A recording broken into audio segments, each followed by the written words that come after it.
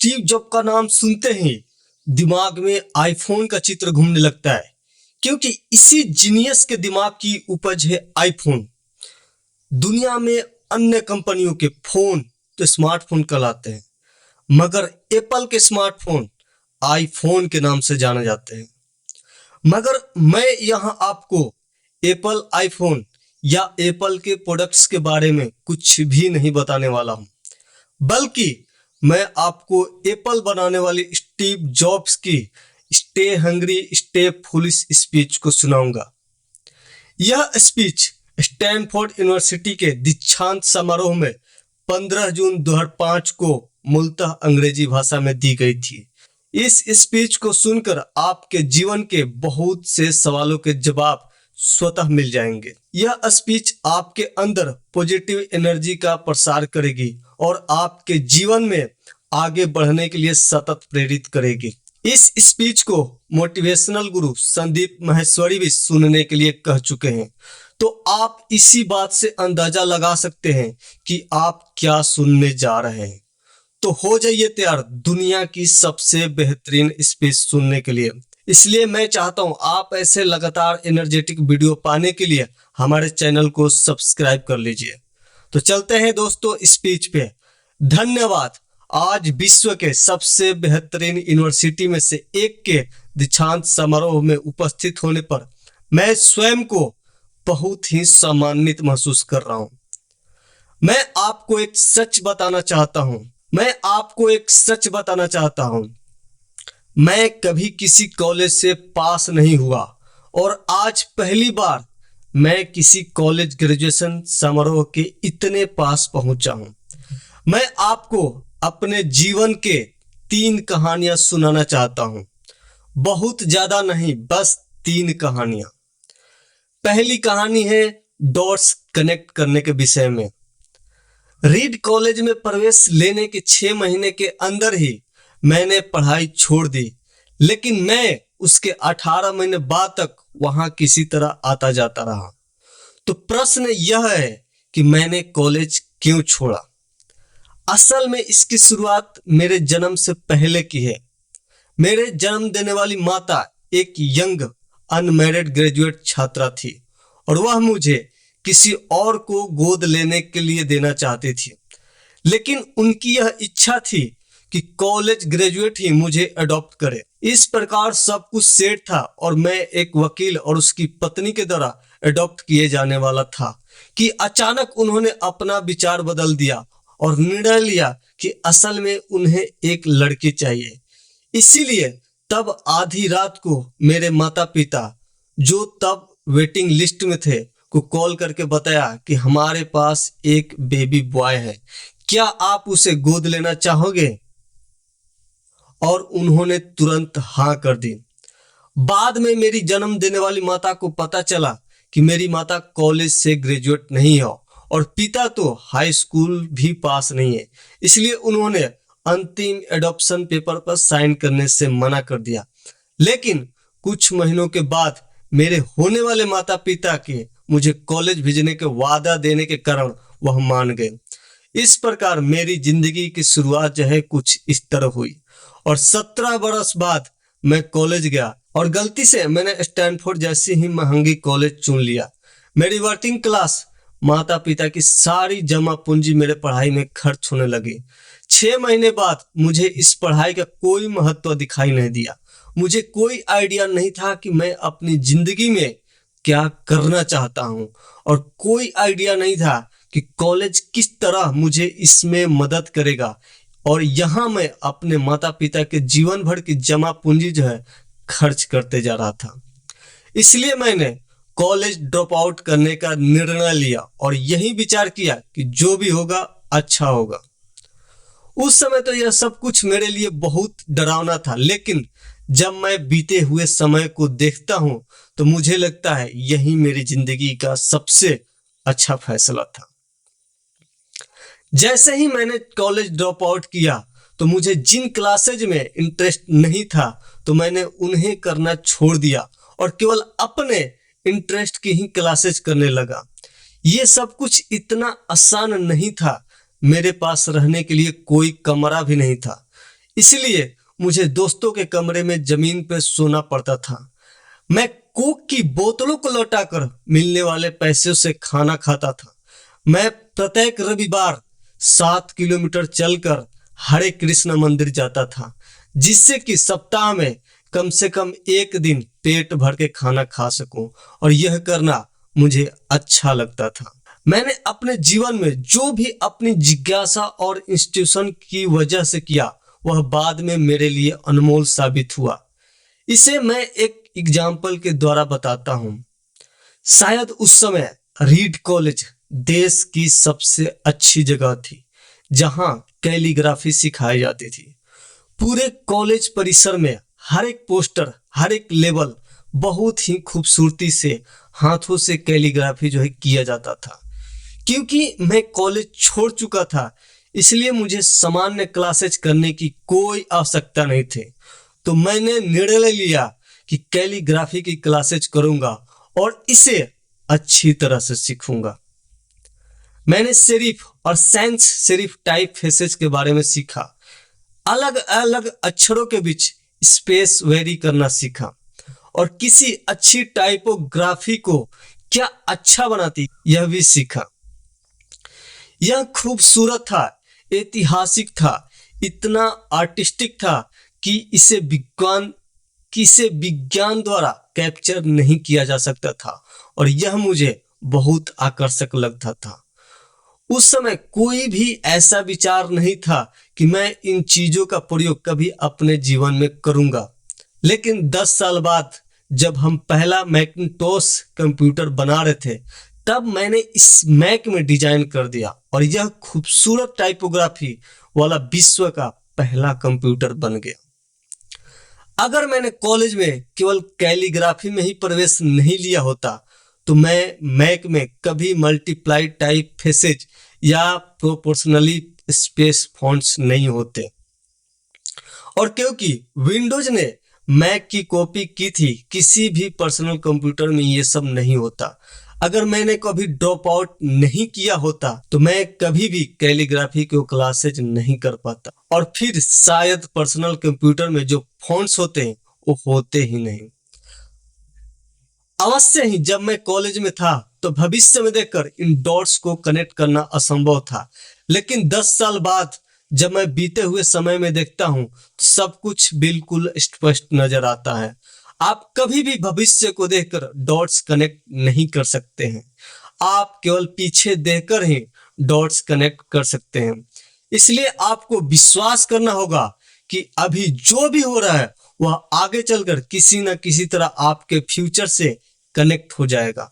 आपको किसी न किसी में विश्वास करना ही होगा, अपने गट्स में, अपने भाग्य पर, अपने जीवन पर, अपने कर्म में, या किसी न किसी चीज में विश्वास करना ही होगा।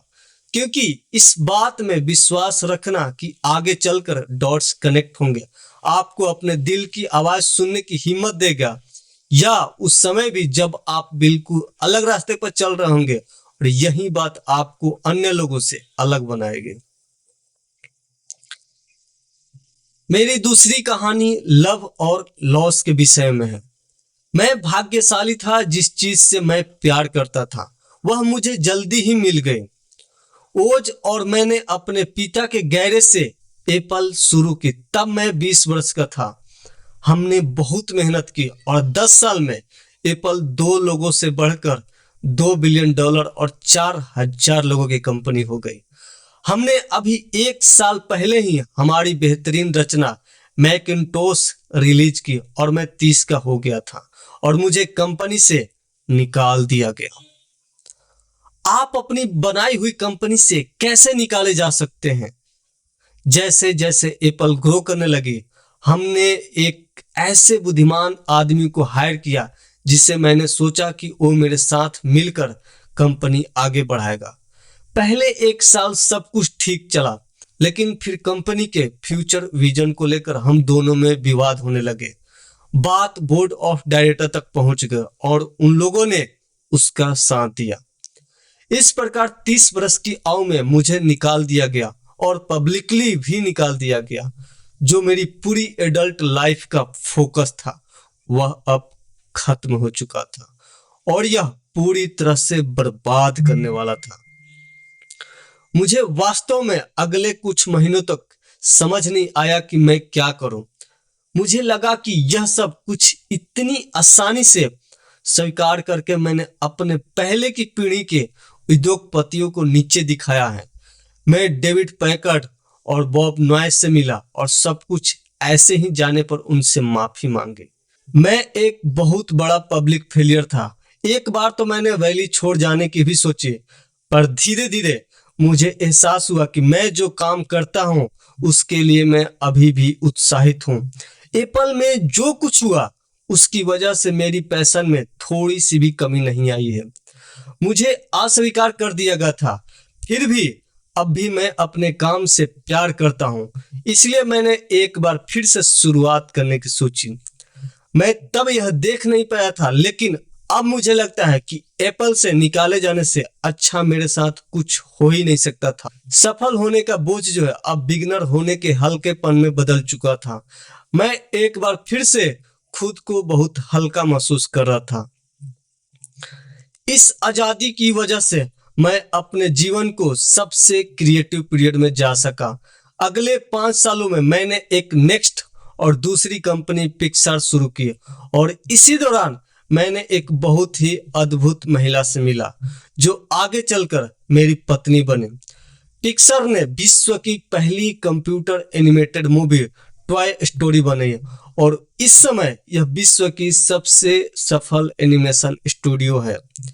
एप्पल ने एक अप्रत्याशित कदम उठाते हुए नेक्स्ट को खरीद लिया और मैं एप्पल में फिर से चला गया। आज एप्पल नेक्स्ट द्वारा विकसित की गई तकनीक प्रयोग करती है। अब लोरेन और मेरा जो है एक सुंदर सा परिवार है। मैं पूरे विश्वास के साथ कह सकता हूं कि अगर मुझे एप्पल से नहीं निकाला गया होता तो मेरे साथ यह सब कुछ नहीं होता। यह एक कड़वी दवा थी, लेकिन मेरे विचार में मरीज की इसको जरूरत थी। कभी कभी जिंदगी आपको इसी तरह ठोकर मारती है। अपना विश्वास मत खोइए। मैं विश्वास के साथ कह सकता हूं कि मैं सिर्फ इसलिए आगे बढ़ता गया क्योंकि मैं अपने काम से प्यार करता था।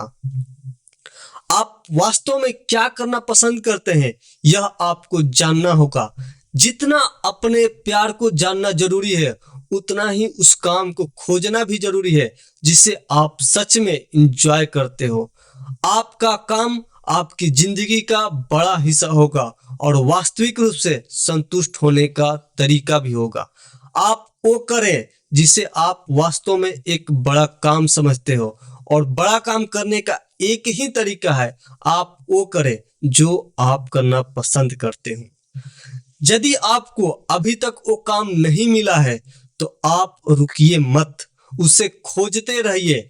जैसा कि दिल से जुड़ी हर एक चीजों में होता है, वो जब आपको मिलेगी तब आपको पता चल जाएगा। और जैसा कि किसी अच्छे रिलेशनशिप में होता है, वो समय के साथ साथ और भी अच्छी होती जाएगी।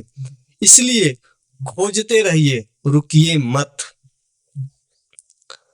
मेरी तीसरी कहानी मृत्यु के विषय में है, यानी डेथ।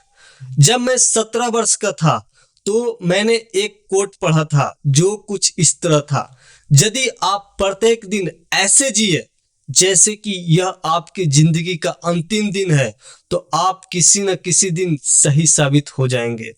इसने मेरे दिमाग पर एक छाप छोड़ दी और तब से पिछले 33 सालों से मैंने प्रत्येक सुबह उठकर शीशे में देखा और स्वयं से एक सवाल किया है, अगर आज का दिन मेरी जिंदगी का अंतिम दिन होता तो क्या मैं आज वो काम करता जो मैं करने वाला हूं।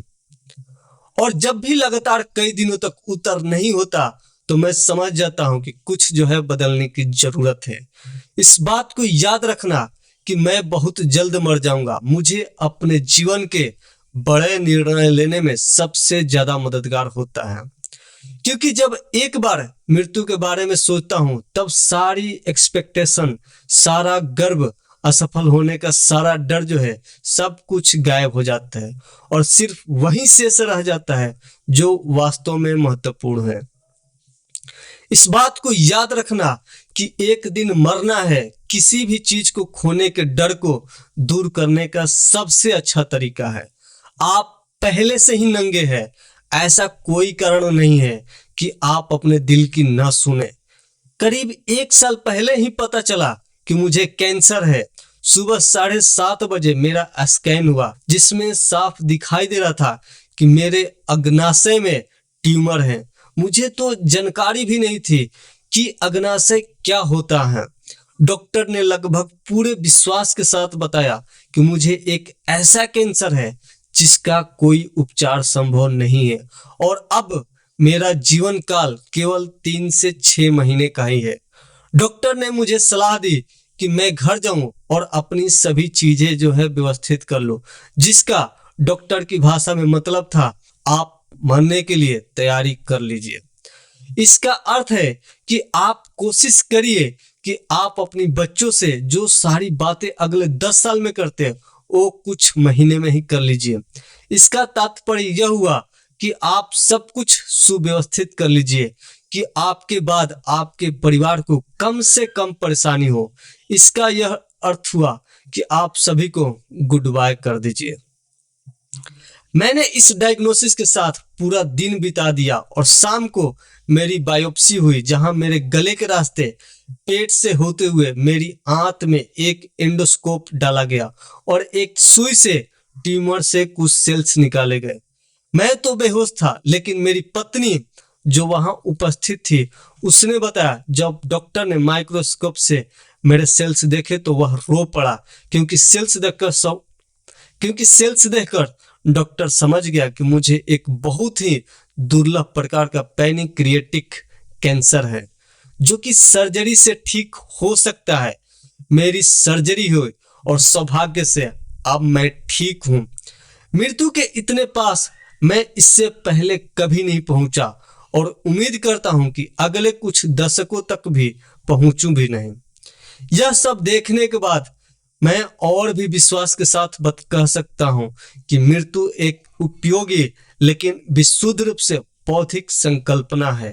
कोई भी मरना नहीं चाहता है, यहाँ तक कि जो लोग स्वर्ग जाना चाहते हैं वो भी वहां जाने के लिए मरना नहीं चाहते हैं। फिर भी मृत्यु वह स्थान है जिसे हम सभी शेयर करते हैं। आज तक इससे कोई बचा नहीं है और ऐसा ही होना चाहिए, क्योंकि मृत्यु ही एकमात्र इस जीवन का सबसे बड़ा आविष्कार है। यह जिंदगी को बदलती है, पुराने को समाप्त कर नए का रास्ता खोलती है और इस समय नए आप हैं, पर ज्यादा कुछ नहीं। कुछ ही दिनों में आप भी पुराने हो जाएंगे और रास्ते से साफ हो जाएंगे। इस नाटकीय होने के लिए मैं माफी चाहता हूं, लेकिन यह सच है। आपका जो समय है सीमित है, इसलिए किसी और की जिंदगी जीकर व्यर्थ मत कीजिए। बेकार की सोच में मत फंसिए। अपने जीवन को दूसरे के हिसाब से मत चलाइए। औरों के विचारों को शोर में अपने अंदर की आवाज को मत दबाइए। और सबसे महत्वपूर्ण यह है कि अपने दिल और सहज बुद्धि की बात सुनने का साहस रखें। वे पहले से जानते हैं कि तुम वास्तव में क्या बनना चाहते हो और यह सब सेकेंडरी है। जब मैं छोटा था तब एक अद्भुत publication the whole earth catalog हुआ करता था, जो कि मेरी पीढ़ी की बाइबल्स में से एक था। इसे स्टुअर्ट ब्रांड नाम के एक व्यक्ति, जो यहाँ मेलोन पार्क से अधिक दूर नहीं रहते थे, ने इसे अपने काव्यात्मक स्पर्श देकर बड़ा ही जीवंत बना दिया था। ये 60 की दशक की बात है, जब कंप्यूटर और डेस्कटॉप पब्लिशिंग नहीं हुआ करती थी। पूरी जो सूची थी टाइपराइटरों, कैंची और पोलरॉइड कैमरे की मदद से बनाया जाता था। वह सब कुछ ऐसा था मानो कि गूगल को एक किताब के रूप में बना दिया गया हो, वो भी गूगल के आने के 35 साल पहले। वह एक आदर्श था, अच्छे टूल्स और महान विचारों से भरा हुआ। स्टीवर्ड और उनकी टीम ने द होल अर्थ कैटलॉग के अनेक संस्करण निकाले और अंत में एक अंतिम संस्करण निकाला। यह 70 के दशक का मध्य था और तब मैं आपकी उम्र का था। अंतिम संस्करण के पिछले कवर पर प्रातःकाल के किसी गांव की सड़क का चित्र था। वो कुछ ऐसी सड़क थी जिसपे यदि आप रोमांचित हो तो किसी से लिफ्ट मांगना चाहोगे, और उस चित्र के नीचे लिखा था, stay hungry stay foolish.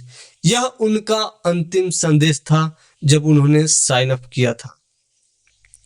Stay hungry stay foolish और मैं अपने लिए हमेशा यही मांगा है। और जब आप सभी यहाँ से ग्रेजुएट हो रहे हो तो आपके लिए भी यही विश करता हूँ, स्टे हंग्री, स्टे फुलिश। आप सभी का बहुत बहुत धन्यवाद।